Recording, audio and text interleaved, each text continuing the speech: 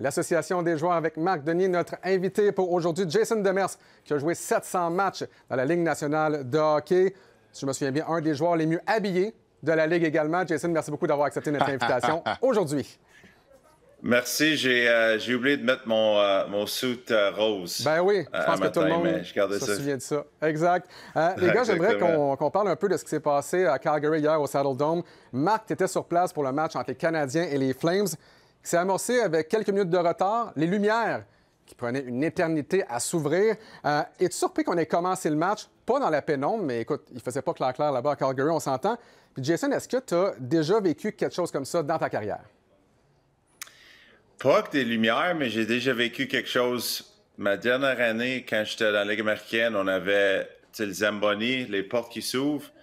Le monde, quand le Zamboni débarquait de la glace, il a cassé les portes. Fait qu'ils ont essayé de réparer les portes. Puis ils ont dit, on joue-tu, on joue pas. Puis finalement, c'était trop dangereux. Mais ça, j'ai jamais vu ça avec les lumières. Puis j'ai jamais passé un match de même. Mais c'est bizarre, mais c'est le temps de changer l'aréna à Calgary, je pense. Qu'est-ce qui s'est passé, Marc, hier? Comment t'as vécu ça? On va être content d'avoir un nouvel amphithéâtre à Calgary. Oui. On est plus que dû là-bas. Écoute, c'est sûr et certain que moi, en tant que gardien, j'aurais pas dit oui à vouloir commencer. J'avais besoin que tous les astres soient alignés et qu'ils vendent du bon bord pour connaître la meilleure performance possible. Peut-être que ça aurait pu me donner une réponse pour ne pas arrêter un des tirs ou une raison. Puis un peu comme Jason, moi, je ne l'ai pas connu avec les lumières, mais quand je suis redescendu dans les mineurs après 10 ans dans la Ligue nationale à Norfolk, ils avaient eu la bonne idée de faire une fin de semaine pour le cancer et de peinturer la glace rose. Le problème, c'est que la glace était foncée. On ne voyait plus les lignes. Ils ont décidé de repasser la surfaceuse quelques fois pour essayer de pâlir la couleur. Puis le match a commencé comme avec 1h15 de retard. Mes jambières, c'était 2 matchs en 24 heures. Mes jambières, la deuxième journée, étaient rendues roses, pâles, elles étaient blanches. Alors, disons que c'est pas toujours les meilleures idées, mais dans le cas du Canadien, hier, les deux équipes ont choisi de commencer le match et quelques instants par la suite, l'éclairage est redevenu à son maximum et au standard de la Ligue nationale de hockey.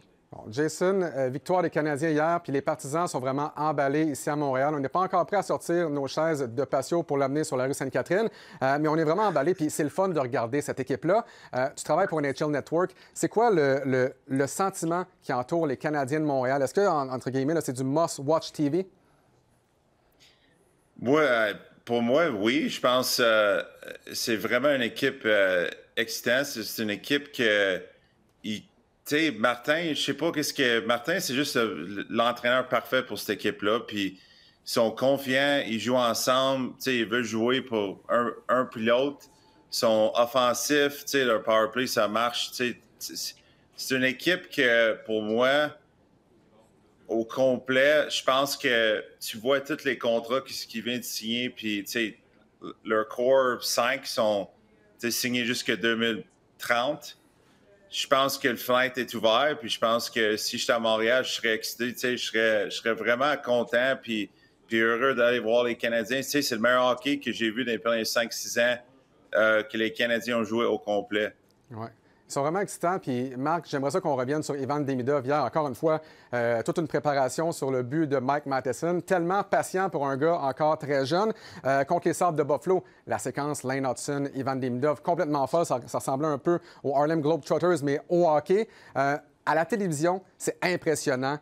Quand on est sur place et qu'on voit aller un gars comme Ivan Demidov, Lane Hutson, c'est quoi le feeling de voir ça sur place, puis parfois entre les deux bancs? Ce qui est encore plus impressionnant, bien sûr, c'est que c'est pas les Generals de Washington qui sont de l'autre côté. C'est pas une chorégraphie qui est répétée. Il y a une équipe qui essaie de l'empêcher de faire tout ça. Honnêtement, Ivan Demidov a, à un très jeune âge, à 19 ans à peine, la capacité de soulever un amphithéâtre. Et là, on commence à le vivre à l'étranger aussi. D'accord, l'Ouest canadien sourit à l'équipe de Montréal. Il y a beaucoup de partisans.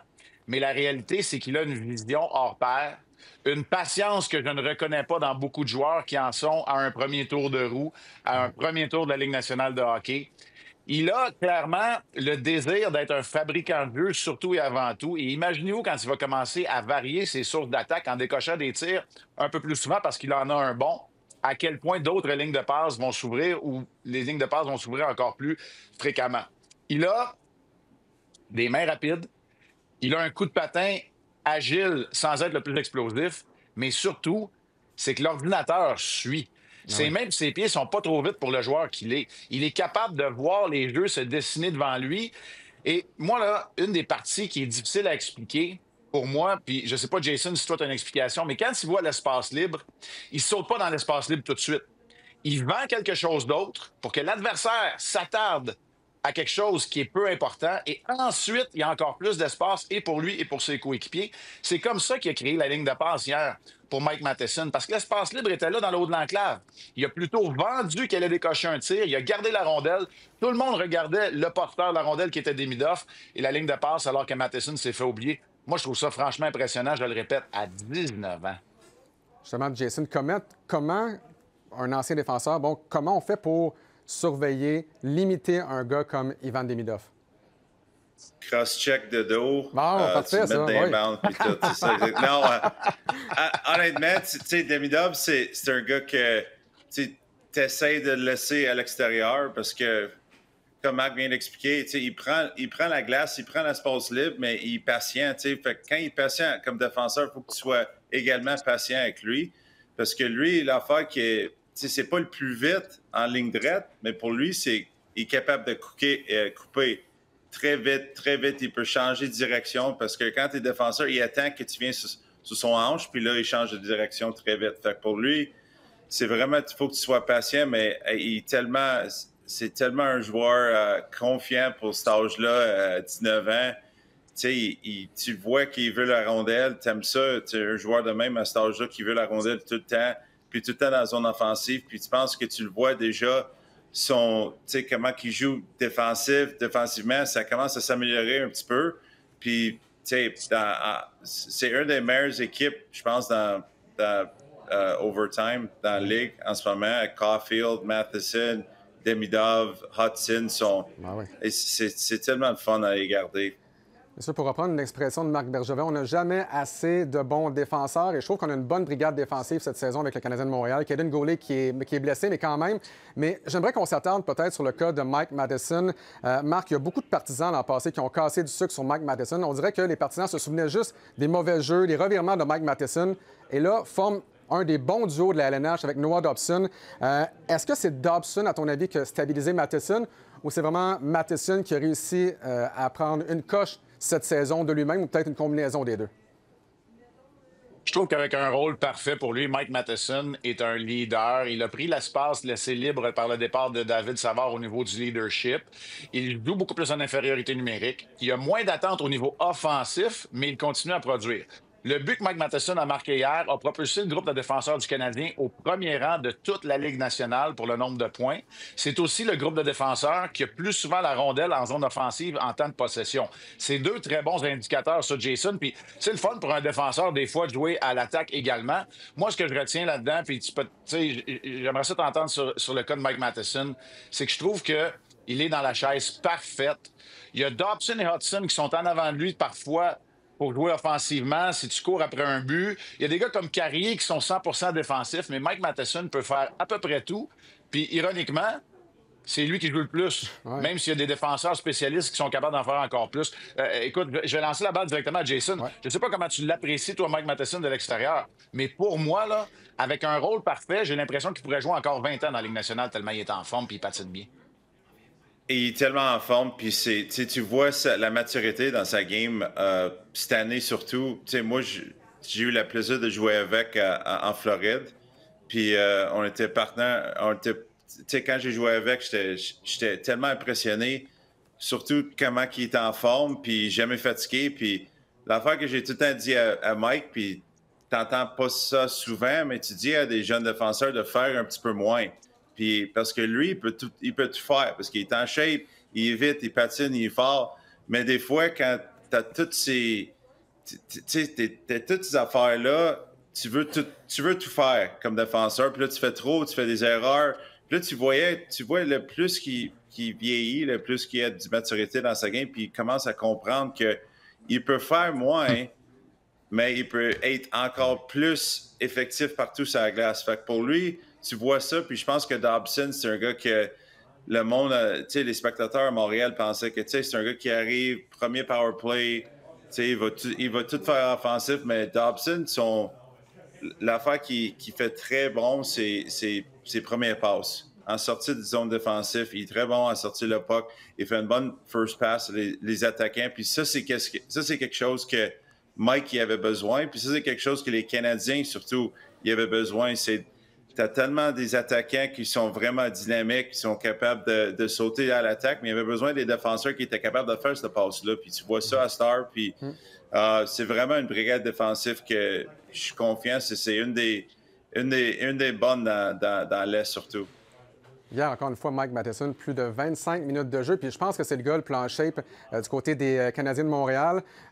Jason, Keith Yandle a dit à un moment donné qu'il aurait prêté son moniteur cardiaque à Mike Matheson, justement, pour prouver qu'il était vraiment en forme. Est-ce que c'est vrai que c'est arrivé avec les Panthers de la Floride, ça? Je m'en souviens pas, mais je sais que lui était tout le temps dans le top, plus en shape. Puis, moi, c'est un gars à cet âge-là, quand j'ai joué avec lui, j'étais 32, 33, puis j'étais comme, hey, je suis sur le vélo, je cours à chaque jour, puis je suis pas capable. Ce jeune-là, il est capable de jouer à 30 minutes, pas de sueur, rien, puis après ça, il fait du bike, il fait du... fait que moi, j'étais comme, je comprends pas, ce gars-là, c'était frustrant de le voir jouer, parce que ça a l'air qu'il essaye même pas, puis il accomplit tellement à cause qu'il est tellement en shape, mais... Oui. Pour moi, ça me prenait 10 fois plus d'efforts pour accomplir un chiffre qu'il fait à Star. Fait que, c'est tellement... Je suis content de le voir. C'est tellement un bon gars. C'est une bonne coéquipier à voir. Puis il est vraiment smart. Puis je suis très content que son dernière année avant qu'il n'y ait plus de contrat, qu'il commence une saison de même pour les Canadiens. C'est super bon. Jason, tu as joué avec Mike Matheson, mais tu as joué aussi avec Connor McDavid, ton tout dernier match, ton 700e match dans la Ligue nationale de hockey. Je comprends que c'est juste un match, mais ça a été quoi ton expérience de jouer avec Connor McDavid à cette époque-là? C'est pas comprenable. Chaque fois qu'il saute sur la glace, tu te dis comment il fait ça? Comment il fait ça? Comment il bouge de même? Puis, tu sais, une game que j'ai joué 30 ans dans ma vie, je suis pas capable de comprendre ça. C'est vraiment quelque chose de spécial. Je pense que c'est un one-of-one, Connor. Puis, c'est juste... C'est un joueur que... C'est bizarre, tu vois, au début de l'année, il commence à parler de, tu sais, il voulait scorer plus, puis, tu sais, 100 points, 100 passes, c'est quelque chose de fun, mais il aimait plus quand il scorait, puis j'étais comme... Ce gars-là, il est tellement bon à hockey qu'il commence à faire des affaires juste pour le fun, tu sais, c'est trop facile pour lui qu'il se trouve des affaires à faire à côté de gagner, essayer de gagner une Coupe Stanley, puis c'est juste... Il est tellement impressionnant comment il se tient en dehors de la glace, qu'est-ce qu'il fait pour se préparer pendant qu'il joue, comment il veut gagner tellement. C'est tellement une affaire impressionnante d'un joueur de même. Puis, c'est le face de la Ligue. Puis, c'est vraiment quelqu'un que... C'était un match pour moi, c'était assez pour comprendre comment il est dominant puis comment c'est juste tout un joueur de hockey. Bon, Marc, les Oilers d'Edmonton vont jouer contre le Canadien de Montréal. Début de saison correct, là. On joue pour 500 du côté des Oilers d'Edmonton. L'attaque n'est pas encore vraiment à point. Connor McDavid a marqué son premier but cette saison contre les Sénateurs d'Ottawa. Comment tu vois ça? Est-ce que c'est un cas de je préfère qu'il y ait débloqué contre les Sénateurs où tu te dis là, Connor McDavid, peut-être qu'il va prendre son rythme, puis là, ça va être difficile ce soir contre Montréal. Comme joueur ou comme goaler, tu vois ça comment? Bien, les indicateurs sont quand même tous ouverts dans le cas de Connor McDavid. Oui. Il y a des statistiques avancées très impressionnantes, possession de rondelles, la façon d'entrer en contrôle, d'être dynamique en entrée de zone. C'était juste une question de temps pour être honnête. Moi, comment j'explique ça? Un peu comme les Panthers dans l'Est. Ces deux équipes-là ont joué tellement de hockey dans les dernières années que rarement on va voir ces équipes-là sortir des blocs rapidement puis d'être les premiers dans le premier quart de la saison. Par la suite, il n'y a pas de crise d'identité. Ils savent qui ils sont. Ils vont être capables de retrouver leurs repères. Ils vont trouver les combinaisons idéales à l'attaque aussi. On risque de voir. On a vu en tout cas Draisaitl et McDavid souvent réunis depuis le début de la saison. Ouais. Tout va se placer du côté des Oilers. La chose que je dirais pour le Canadien, c'est d'essayer de ne pas offrir sur un plateau d'argent comme il le faisait hier aux Flames de Calgary. avantage numérique parce que là, alors qu'ils sont de retour à domicile, les Oilers pourraient en profiter. Hey, Alex, si tu me permets, là, à Jason, Oui. par exemple, j'ai une histoire savoureuse que j'aimerais entendre. Tu sais, Jason, je sais que tu as un bon sens de le mot, je l'allais te dire. Ton seul match avec les Oilers, vous avez gagné 6-1, tu as fini -1, mais c'est pas ça que je veux savoir. Moi, ce que je veux savoir, c'est les Sharks, là. C'est parce que rendu en 7e ronde, ils regrettaient leur choix de 5e ronde qui t'ont repêché. Tu peux-tu nous raconter l'histoire du repêchage? Moi, j'ai trouvé ça hilarant quand tu l'as raconté. Ah, quand ils ont drafté, ils ont repêché Julian Demers. J. Demers. Mais dans le temps, moi puis mon père, on gardait le repêchage sur notre ordinateur. Puis tu voyais, c'est Jay Demers. Fait que, tu sais, on est au 5e ronde, puis mon père, il tombe sa chaise, il commence à crier « Oh, hey, t'es drafté, les Sharks, Jay Demers. » Puis j'étais comme « Hey, personne m'a appelé, je comprends pas. » Nous autres, on gardait le repêchage pour une de mes amies qui se faisait drafter. Puis là, j'étais comme, non, c'est Julien Demers. Puis j'étais comme, oh, wow. Fait que là, on était dans la chambre, puis, tu sais, chambre mon père, puis on riait, puis on était comme, c'est qui ça? Puis là, 2 minutes plus tard, je reçois un appel des Sharks, puis il dit, on va te drafter. Puis j'ai dit, tu viens de me drafter? Je comprends pas. Puis il dit, non, c'était Julien, c'est un gars, défenseur. C'est un défenseur gaucher qui jouait pour les Ottawa 67. Fait que c'était comme tellement à l'opposé de moi. Fait que c'était vraiment drôle, puis... Tu sais, mon père, il compte tout le temps. Il est vraiment tombé de sa chaise en criant. Puis tout, t'es drafté. Fait que c'est une affaire d'un vraiment haut, puis là, un bas, puis là, après ça, on était drafté. Fait que c'était ouais, mais c'est tout le temps. J'aime ça raconter ça parce que, tu sais, c'était juste une affaire super mémorable. J'adore ça. Puis c'est là qu'on voit que tu sois repêché en 5e ronde, en 7e ronde, peu importe, ça ne t'a pas empêché de jouer 700 matchs dans la Ligue nationale de hockey. Jason Demers, encore une fois, on te surveille à NHL Network. Tu me donneras également le numéro de ton tailleur pour que je puisse me faire un excellent suit rose comme le tien. Ben Marc oui. Denis, on te voit ce soir dans le match canadien-Oilers. Salut. Merci beaucoup. Puis Marc, c'était -1, mais c'était tout un turnover que j'ai fait. C'était tout un turnover pour le -1. Fait que le -1, c'était à cause de moi, en plus. Bon. C'était à cause de moi. Ah.